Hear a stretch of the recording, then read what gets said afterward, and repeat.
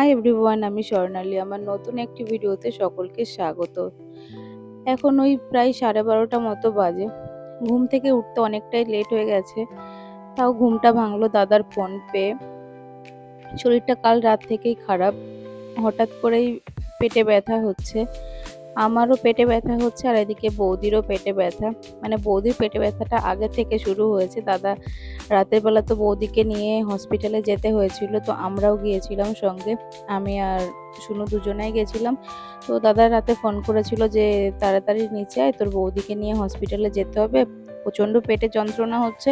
তো ওরকমই সঙ্গে সঙ্গে বেরিয়ে যাই। তখন প্রায় রাত 12:30 মতো হবে। তখন গিয়ে হসপিটালে ভর্তি থেকে স্যালাইন চড়িয়ে তারপরে প্রায় 2:30-3টে নাগাদ আসি। তো তারপরে ভোরবেলা থেকে আমারও একটু হালকা পেটটা ব্যথা ব্যথা হচ্ছে।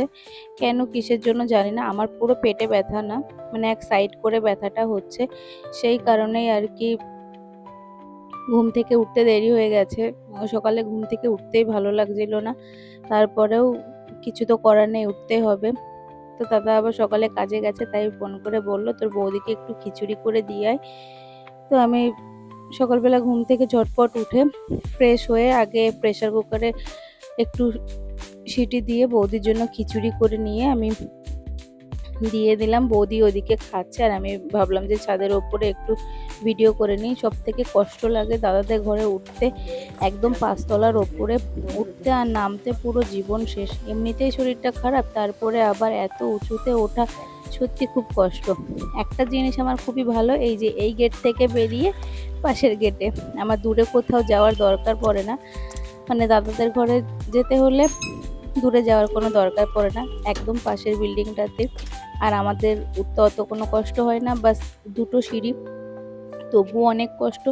আর দিল্লিতে যারা থাকো তারা তো সকলেই জানো যে কতটা মানে সিঁড়িগুলো ছোট হয় আর একদম স্ট্রেট সিঁড়ি হয়। হঠাৎ করে বৃষ্টি শুরু হয়ে গেল, ভাবলাম যে বিকেলে আবার একটু ডাক্তারের কাছে যাব। তো তার মধ্যে বৃষ্টিটা শুরু হয়ে গেল। আজকে আর হয়তো আর ডাক্তারের কাছে যাওয়া হবে না। প্রতিদিন এই যে কি একটা শুরু হয়েছে, এই বৃষ্টি এই রোদ, এই বৃষ্টি এই রোদ। যখন দাদাদের ঘরে গেলাম বৌদিকে খাবার দিতে, তখন পুরো একদম রোদ ঝলমল করছিল, আর হঠাৎই এখন আবার বৃষ্টি শুরু। কি আর করা যাবে, দুপুরের পরে তো আর কোনো কাজ ছিল না, তাই সন্ধেবেলায় একটু ভাবলাম যে বসে আছি। হালকা পেটটা ব্যথা, একটু মনে হচ্ছে যে আগের থেকে কমছে, কিন্তু ব্যথাটা ঠিক পেটে হচ্ছে না, এক সাইড করে হচ্ছে। তো এমার্জেন্সিতে আমি একবার দেখিয়ে এলাম, ডাক্তার পেন কিলার দিল, বলল যে এটা খেয়ে কালকে ওপিডিতে যেতে।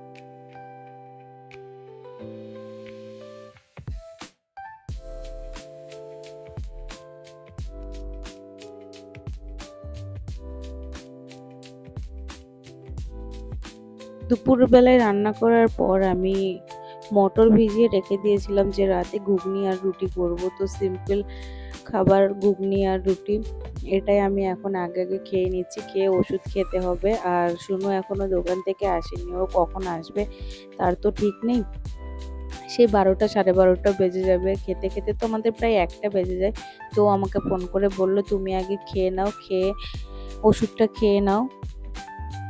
তো তার জন্য আমি খেয়ে নিচ্ছি। তো ছোট ছোট ভিডিও দেওয়ার চেষ্টা করছি, একদম না দেওয়ার থেকে তো ভালো যে একটু একটু ভিডিও যদি দিতে পারি তো ভালো লাগবে। তোমাদের সঙ্গে সবটা হয়তো শেয়ার করতে পারছি না, কিছু কিছু শেয়ার করছি। শরীর সুস্থ হয়ে গেলে আবার সবটা শেয়ার করব। তো ততদিন পর্যন্ত তোমরা এই ছোট্ট ছোট ব্লগগুলোই দেখতে থাকো। আর কেমন লাগলো ব্লগটা জানিও। এবং হয়তো অতটা মন মতো হয়নি তোমাদের, তবুও চেষ্টা করছি তোমাদের মন মতো করার। তো আজকের মতো এইটুকুই। দেখা হচ্ছে তোমাদের সঙ্গে পরের একটা ভিডিওতে। ততক্ষণ পর্যন্ত সকলে ভালো থেকো, সুস্থ থেকো। আজকের মতো গুড নাইট।